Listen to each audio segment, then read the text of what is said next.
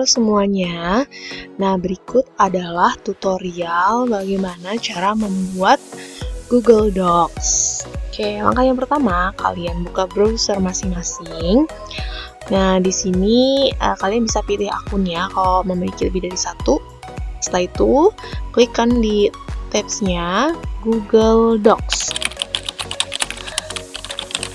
Kemudian enter, kemudian pilih yang Google Docs Sign In. Ini. Oke, kita tunggu. Nah, biasanya langsung muncul lembar kerjanya, atau nanti ada beberapa pilihan, kalian tinggal pilih dokumen kosong atau seperti create new gitu ya. Nah, setelah itu silakan kalian tuliskan penelitian kalian. Tapi sebelum menulis laporannya, kalian harus beri judul dulu ya. Nah, untuk judulnya silakan masukkan kelas masing-masing, kemudian underscore, kelompok kalian 1-6 ya, kemudian underscore lagi, tulis penelitian sosial, kemudian simpan. Nah, untuk share-nya silakan masukkan email ibu di andiniwinata22@guru.sma.belajar.id. Nah, ini ada fotonya nih, takutnya salah input emailnya, jadi nanti kalian malah mengirimkan ke email orang lain gitu. Oke, di sini kalian bisa beri pesan kalian, misalnya sampaikan salam, kemudian beritahu kalian itu dari siswa kelas mana dan sebagainya.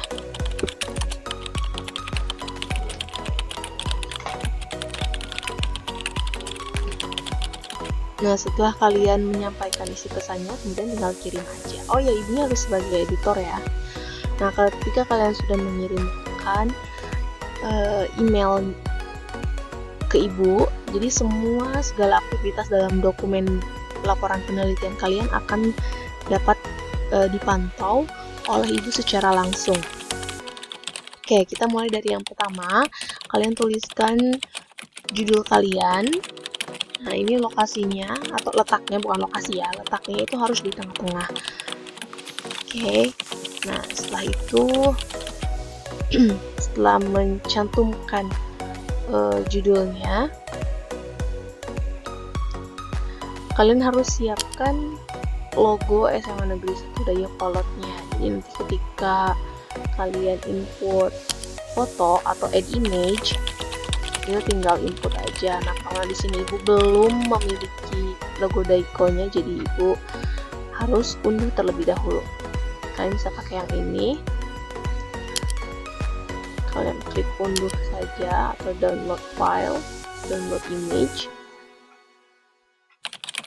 Kemudian simpan di folder yang mudah atau folder yang sering kalian kunjungi. Oke, kemudian klik sisipkan, kemudian upload dari komputer ya. Nah, sebetulnya kalian bisa langsung search di internet seperti yang tadi ya, cuman ibu kayaknya harus download karena butuh untuk beberapa keperluan. Nah, ini logonya. Oke, tinggal diklik, kemudian kalian tinggal diatur saja besar kecilnya, itu diproporsikan dengan kertas kalian masing-masing ya. Nah, ini harus diklik meletakkan logonya di mana, apakah di belakang teks atau di depan teks. Supaya apa, Bu? Supaya mudah digeser-geser logonya gitu. Seperti ini. Oke. Nah, setelah logo, kemudian cantumkan nama kelompok atau nama anggotanya. Jadi nama kalian masing-masing ya. Untuk penulisannya, fontnya silakan ikuti dari video ini.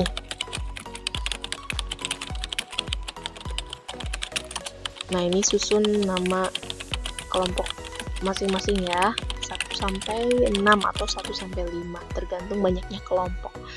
Setelah penulisan kelompok, kemudian tuliskan sekolah SMA Negeri 1 Dayakolot. Nah, ini juga fontnya harus lebih besar. Nah, nanti setelah dituliskan SMA Negeri 1 Dayakolotnya, kemudian tulis alamat lengkap SMA Negeri 1 Dayakolot. Seperti itu. Ini ukurannya harus lebih kecil ya.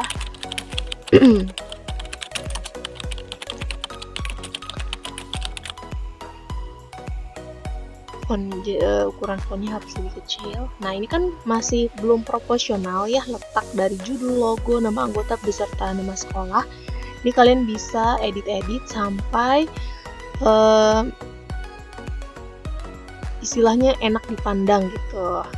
Jadi tidak terlalu dominan di atas maupun dominan di bawah. Jadi semuanya seimbang. Kurang lebih seperti ini ya. Nah, setelah itu kalian pergi ke atau melanjutkan ke kertas selanjutnya, yaitu bab 1 pendahuluan. Ibu ingatkan kembali, untuk penulisannya silakan diperhatikan jenis fontnya, kemudian ukuran fontnya, kemudian fontnya itu tebal atau tidak tebal, miring, dan sebagainya. Oke, ketika sudah, kita mulai masuk ke bab 1. Bab 1 ini diawali dengan latar belakang masalah.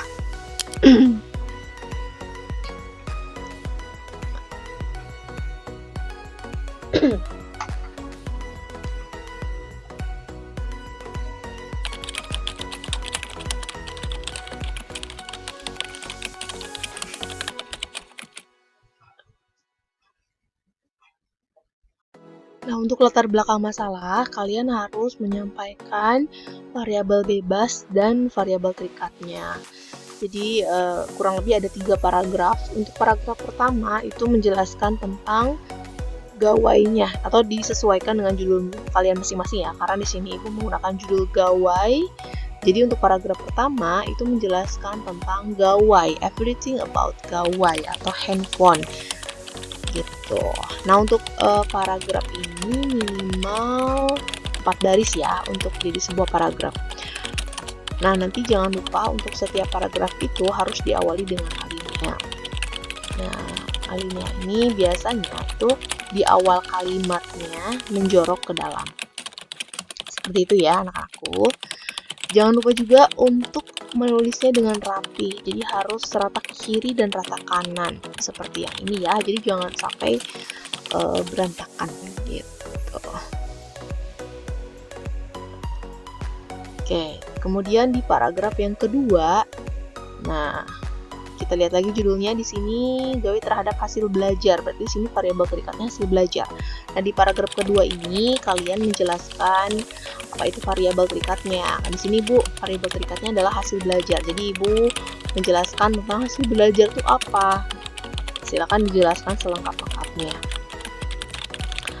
Nah, setelah dijelaskan variabel bebas dan variabel terikatnya, di paragraf ketiga itu kalian menyampaikan alasan mengapa kalian mengambil judul penelitian itu. Urgensinya apa gitu, tingkat kepentingannya seperti apa gitu. Jadi sampaikan kepada para pembaca laporan penelitian kalian bahwa penelitian kalian tuh urgent, jadi kayak penting gitu.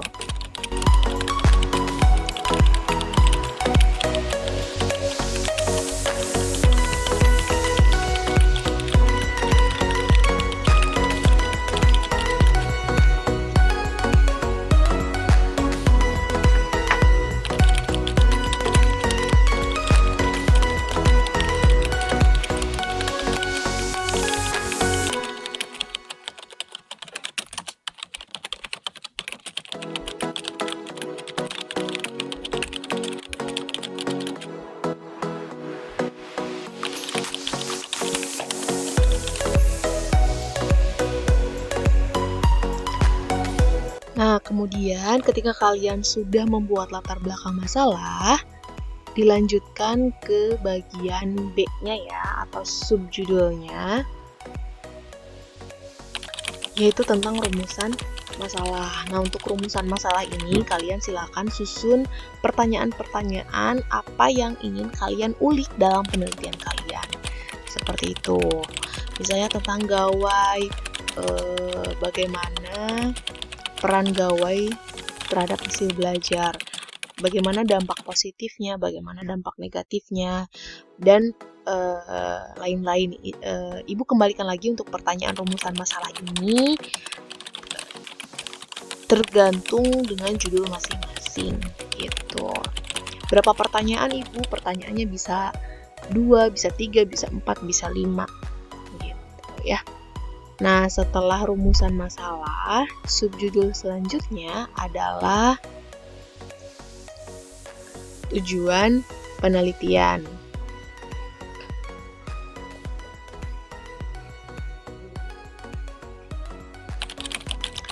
Untuk tujuan penelitian ini, kalian sampaikan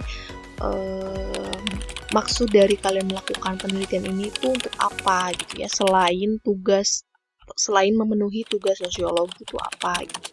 Misalnya ingin mengetahui siswa pengguna gawai terhadap hasil belajarnya gitu. Nanti dari penelitian ini bisa terdata bahwa oh ternyata di SMA Negeri 1 Dayakolot itu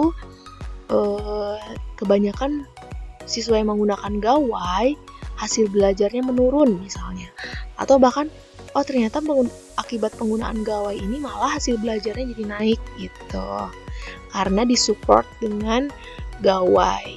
Jadi memudahkan para siswa untuk mengerjakan tugas, mencari segala sesuatu yang berkaitan dengan mata pelajaran yang diampunya gitu.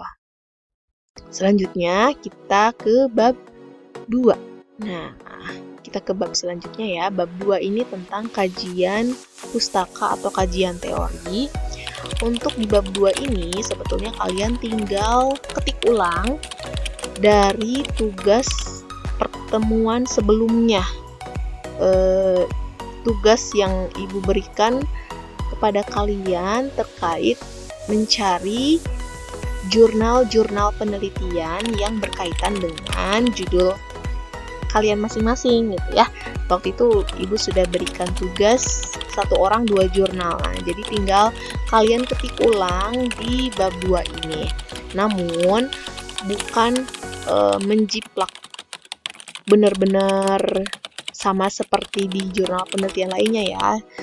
Usahakan menggunakan bahasa sendiri dulu. Jadi silakan baca dulu, kemudian pahami. Nah, setelah dipahami, kalian ketik ulang dengan bahasa sendiri tentunya, dan menggunakan bahasa Indonesia yang baik dan benar. Seperti itu. Oke.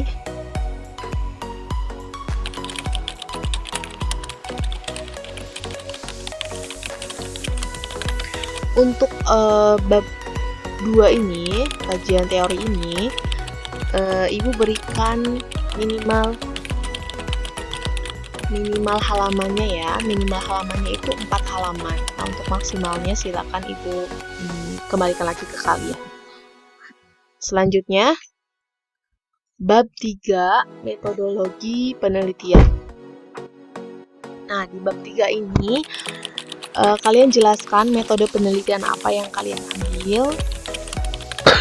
Kemudian metode samplingnya kalian menggunakan metode apa. Nah, untuk bab 3 ini silakan kalian minta arahan lagi kepada ibu guru ya terkait metode sampling, terutama karena metode penelitian ini kan kalian sudah belajar tentang metode penelitian kuantitatif dan kualitatif. Nah, untuk metode samplingnya silakan bisa menghubungi guru yang bersangkutan untuk meminta arahan metode apa yang baik atau yang cocok. Selanjutnya bab 4. Nah, bab 4 ini bab pembahasan. Jadi setelah kalian melakukan observasi lapangan, nah di sini kalian tuangkan data-data apa adanya, data-data yang asli, data-data yang sesuai di lapangan. Jangan ada rekayasa atau manipulasi data. Jadi pokoknya seadanya saja. Nah, di bab pembahasan ini kalian sampaikan, ingat menggunakan bahasa sendiri, tidak mengcopy dari berbagai sumber yang lain. Itu harus sesuai dengan sifat sosiologi ya, empiris.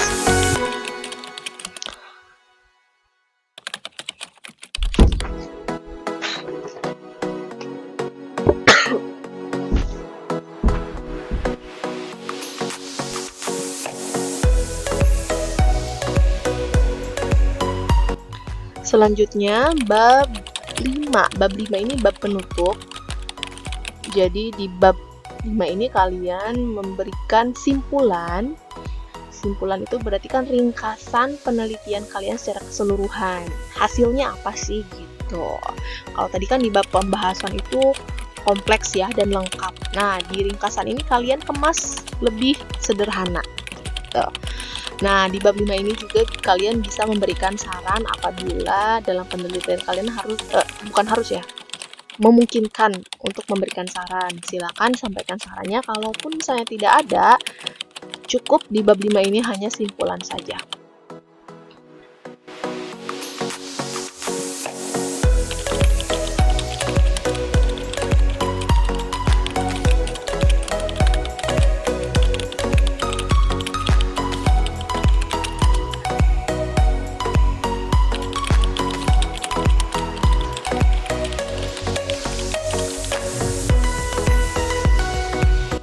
Selanjutnya daftar pustaka. Nah, untuk daftar pustaka ini kalau kalian misalnya menggunakan buku atau jurnal-jurnal, ini harus tercantum di dalam daftar pustaka. Untuk penulisannya nanti disampaikan oleh ibu ketika saat sedang pembelajaran berlangsung ya.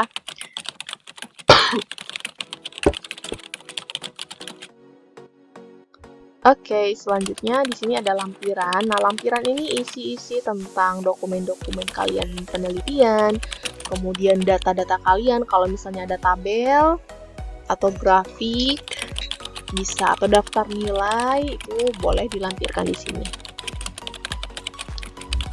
Seperti itu anak-anak untuk penulisan laporan penelitian sosial. Untuk penulisannya silakan disesuaikan ya, melihat video tutorial ini. Sebetulnya ini ada yang kurang dari videonya, ibu lupa terlewat ya. Jadi untuk jenis fontnya kalian pakai Times New Roman ya. Ini ibu belum dirubah jenis fontnya. Untuk size, ukuran dan sebagainya bisa disimak melalui video yang sudah ibu sampaikan. Oke, sekian video tutorial tentang pembuatan laporan penelitian sosial menggunakan Google Doc. Jika ada pertanyaan dan sebagainya bisa di kolom komentar atau langsung menghubungi guru yang bersangkutan. Sekian, terima kasih. Assalamualaikum warahmatullahi wabarakatuh.